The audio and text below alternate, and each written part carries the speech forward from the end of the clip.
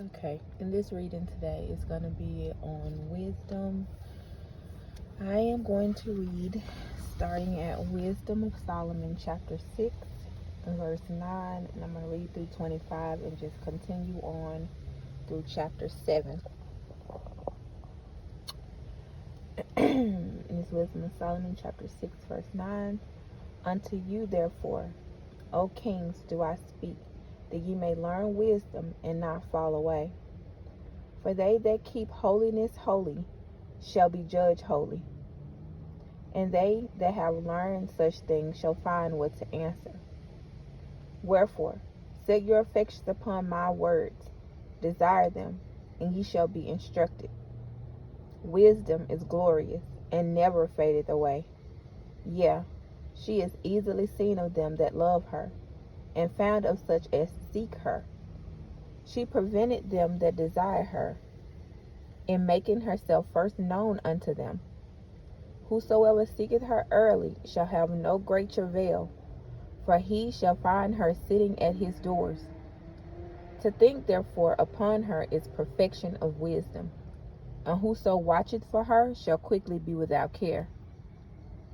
For she goeth about seeking such as are worthy of her, showeth herself favorably unto them in the ways, and meeteth them in every thought. For the very true beginning of her is the desire of discipline, and the care of discipline is love, and love is the keeping of her laws, and giving heed unto her laws is the assurance of incorruption, and incorruption maketh us near unto Yahuwah. Therefore, the desire of wisdom bringeth into a kingdom. If your delight be then in thrones and sceptres, O ye kings of the people, honor wisdom, that ye may reign forevermore. As for wisdom, what is she? What she is, and how she came up, I will tell you, and will not hide mysteries from you, but will seek her out from the beginning of her nativity, and bring the knowledge of her into light, and will not pass over the truth. Neither will I go with consuming envy, for such a man shall have no fellowship with wisdom. But the multitude of the wise is the welfare of the world, and a wise king is the upholding of the people. Receive therefore instructions through my words, and it shall do you good. Chapter 7. I myself also am a mortal man, like to all, and the offspring of him that was first made of the earth. And in my mother's womb was fashioned to be flesh in the time of 10 months, being compacted in blood, of the seed of man, and the pleasures that came with sleep. And when I was born, I drew in the common air, and fell upon the earth, which is of like nature. And the first voice which I uttered was crying, as all others do. I was nursed in swaddling clothes, and that with cares. For there is no king that had any other beginning of birth. For all men have one interest unto life, and the light going out. Wherefore I prayed, and understanding was given me. I called upon Yahuwah, and the spirit of wisdom came to me. I preferred her before sceptres and thrones, and esteemed riches nothing in comparison of her. Neither compared I unto her any precious stone, because all gold in respect of her is as a little sand, and silver shall be counted as clay before her. I loved her above health and beauty, and chose to have her instead of light. For the light that cometh from her never goeth out. All good things come together came to me with her, and innumerable riches in her hands. And I rejoiced in them all, because wisdom goeth before them.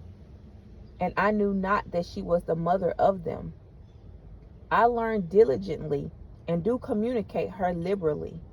I do not hide her riches, for she is a treasure unto men that never faileth, which they that use become the friends of Yahuwah, being commended for the gifts that came from learning.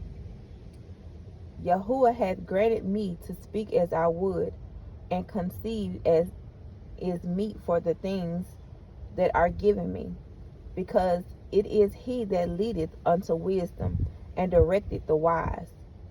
For in his hand are both we and our words, all wisdom also, and knowledge of workmanship.